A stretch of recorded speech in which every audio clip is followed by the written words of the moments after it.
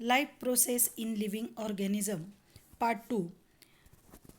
हा जो धडा आहे आपण सजीवांमधील जीवन प्रक्रिया भाग 2 हा धडा आपण आत्ता पाहणार आहोत. यामध्ये जसं की आपण मागच्या धड्यामध्ये पाहिलं होतं, हा पार्ट 1मध्ये पाहिलेलं आहे की सेल डिव्हिजन, त्याचबरोबर मिओसिस, मायटोसिस कशा पद्धतीने सजीवांमध्ये अन्नाचं विभाजन कोणत्या पद्धतीत आपण अन्न ग्रहण करतो, त्याच्यामध्ये एनर्जी कशा पद्धतीने मिळते, सर्वांना हे झालेलं आहे ATPच्या माध्यमातून, बरोबर. तर आता हा जो पार्ट 2 आहे याच्यामध्ये आपल्याला काय पाहायचं आहे, तर त्याच्यामध्ये रिप्रोडक्शन हा सर्वात महत्त्वाचा असा जो भाग आहे, अविभाज्य घटक आहे आपल्या जीवनामधला, आणि तो आपल्याला याच्यामध्ये पाहायचा आहे. Reproduction, asexual and sexual reproduction म्हणजेच काय, सजीवांमधील अलैंगिक आणि लैंगिक पद्धतीने होणारं पुनरुत्पादन. दुसरा पार्ट आहे रिप्रोडक्शन अँड मॉडर्न टेक्नॉलॉजी. ही जे पुनरुत्पादन घडतंय त्याचा आणि आत्ताच्या नवीन तंत्रज्ञानाचा कशा पद्धतीने मिलाफ केलेला आहे, किंवा नवीन तंत्रज्ञानाच्या साह्यानं कशा पद्धतीने हे पुनरुत्पादन घडतंय हेही आपल्याला यात पाहायचं आहे. त्याचबरोबर रिप्रोडक्टिव्ह हेल्थ म्हणजेच पुनरुत्पादन जे घडते किंवा होण्यासाठी त्याच्यामध्ये होणारं त्याचं शारीरिक मानसिक आरोग्य कशा पद्धतीने असलं पाहिजे हेही आपल्याला त्याच्यामध्ये सांगितलं जाईल. पॉप्युलेशन एक्सप्लोजन म्हणजेच लोकसंख्येचा विस्फोट हा कशा पद्धतीने याच्यामधून कंट्रोल केला जातो किंवा कशा पद्धतीने होतो हे आपल्याला याच्यामध्ये पाहायचं आहे. याच्यात आता पहिला जो पार्ट आहे, आता लक्षात घ्या, म्हणजे रिप्रोडक्शन आपल्याला पाहायचं आहे. म्हणजे पहिलं तर काय, असेक्शुअल पद्धतीने म्हणजे काय रे, अलैंगिक पद्धतीने, लक्षात घ्या. आणि सेक्शुअल रिप्रोडक्शन म्हणजे काय, लैंगिक पद्धतीने. हे कसं घडतं तर ते आता सुरुवातीला त्याच्यामध्ये पाहूया. Which are the important life process in living organism. सर्वांना मला हा प्रश्न विचारायचा आहे की कोणकोणत्या सजीवांमध्ये ज्या जीवन प्रक्रिया आहेत त्या आवश्यक आहेत रे. तर आपल्या शरीरामध्ये किंवा आपले सजीवांना आवश्यक असे कोणते घटक आहेत, तर साधी गोष्ट आहे, आपल्याला जगण्यासाठी श्वासोच्छ्वास म्हणजेच आपल्याला उत्सर्जन आहे, त्याचबरोबर रक्ताभिसरण आहे, आणि त्याचबरोबर पचनक्रिया आहे, या सगळ्या गोष्टी आवश्यक आहेत. त्याचबरोबर श्वास घेणे, हे सोडणे, हे सगळं जे आहे, त्याचबरोबर अन्नाचं पचन होणे, ह्या सगळ्या ज्या अत्यावश्यक घटक आहेत. त्याचबरोबर अजून एक म्हटलं तर दुसरं आहे, last part but not list म्हटलं जाईल की रिप्रोडक्शन म्हणजेच पुनरुत्पादन. हाही सर्वात महत्त्वाचा असा घटक आहे. Which life processes are essential for production of energy required by body. हा आपण मागच्या भागामध्ये पाहिलेलं आहे की ऊर्जेचं उत्पादन किंवा ऊर्जा जी मिळवली जाते त्याच्यामध्ये कोणत्या गोष्टी आवश्यक आहेत, तर साधी गोष्ट आहे की त्याच्यामध्ये आपल्याला जे अन्न आपण ग्रहण करतो आहे, कार्बोहायड्रेट्स आहेत, प्रोटीन्स आहेत, फॅट्स आहेत, मिनरल अँड विटॅमिन्स, ह्या सगळ्या गोष्टी आपल्याला एनर्जी प्रोडक्शन करण्यासाठी ऊर्जेची निर्मितीसाठी आवश्यक आहेत. Which are the main types of cell division. आता हा भाग आपण शेवटचा तोच पाहिलेला मागच्या धड्यामध्ये. कोणता भाग आहे, तर मिओसिस अँड मायटोसिस. अर्धसूत्री विभाजन आणि सूत्री विभाजन हे दोन प्रकार पेशी विभाजनाचे आहेत, आणि त्यांच्यातला फरक हा एकदम व्यवस्थित आपण घेतलेला आहे, आणि त्याचे पूर्ण डिटेल्स तुम्ही नोट्समध्ये सुद्धा लिहा. मिओसिस अँड मायटोसिस ह्याच्यातला फरक स्पष्ट करा.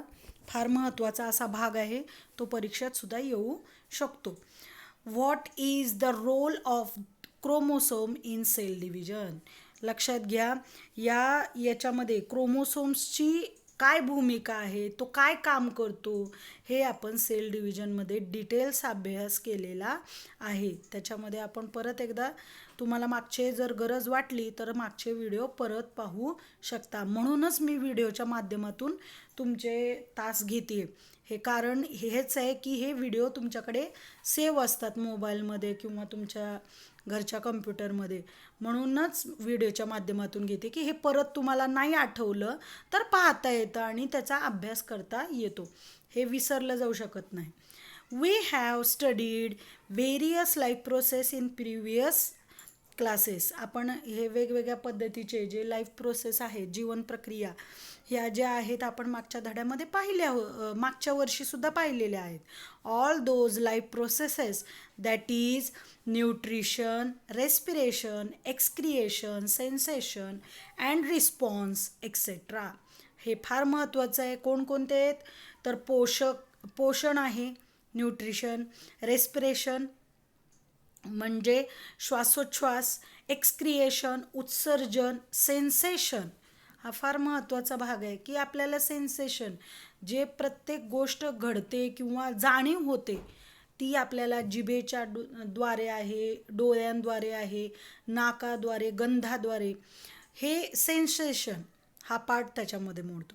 अँड रिस्पॉन्स म्हणजे काय कंट्रोल अँड कोऑर्डिनेशन. हा भाग आपण डिटेल मागच्या वर्षी पाहिलेला आहेच. आपल्या शरीराच्या सर्व भागांवर आपलं नियंत्रण कुणाद्वारे असतं रे तर मेंदूद्वारे. हे आपण मागच्या वर्षी आणि त्यांच्यामध्ये असलेला सगळ्यांचा समन्वय आपण मागच्या वर्षी पाहिलेला आहे.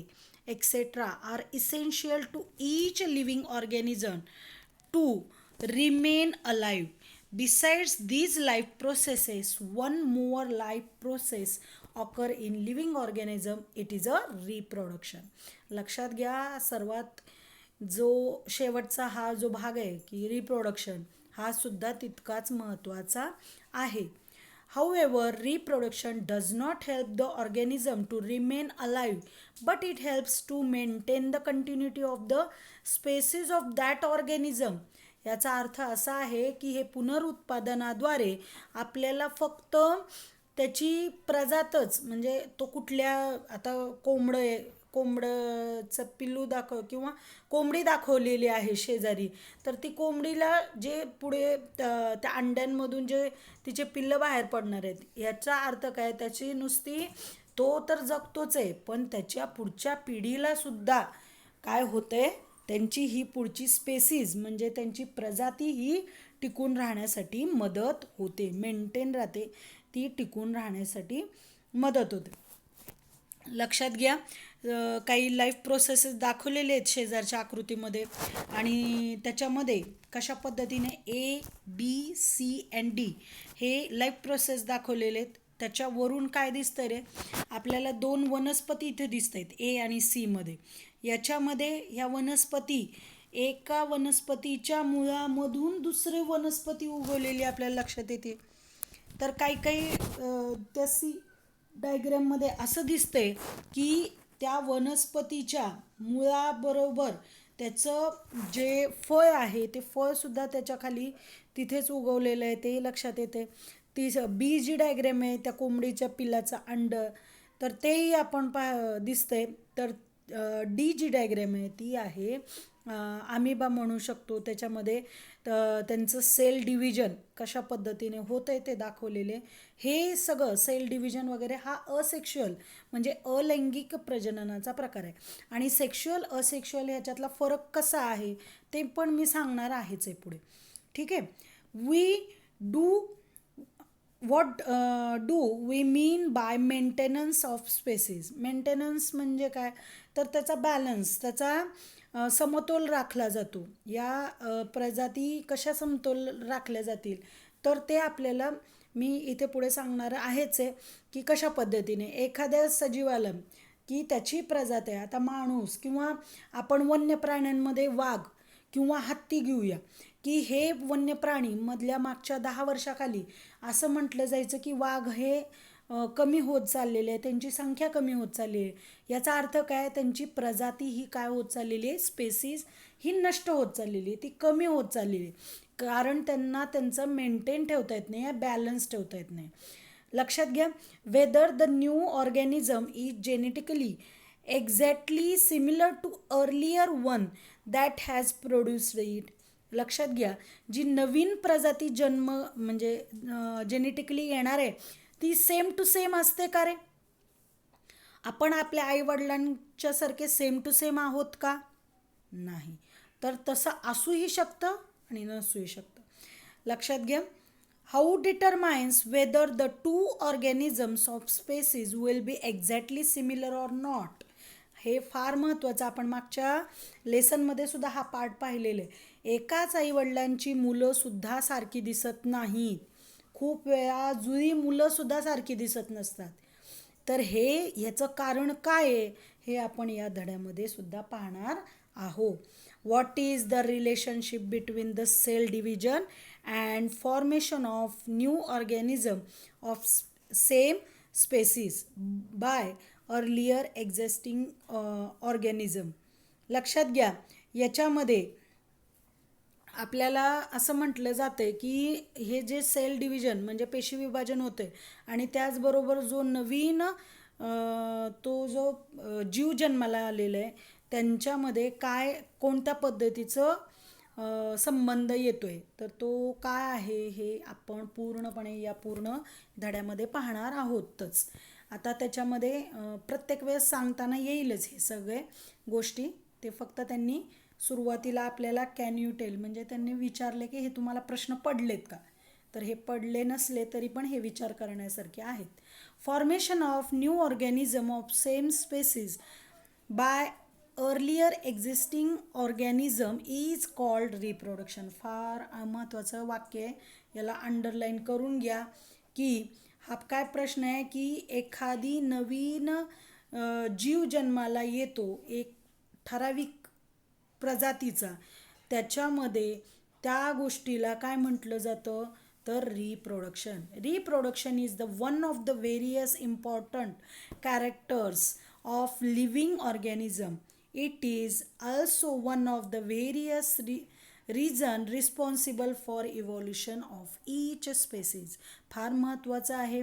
रिप्रोडक्शन आहे म्हणून पुढची प्रजात ही जन्माला येते, त्याची लिव्हिंग सजीवांमध्ये त्याची पुढची स्पेसीज त्याची प्रजाती ही टिकून राहण्यासाठी मदत होते. आणि हे फार महत्त्वाचं असं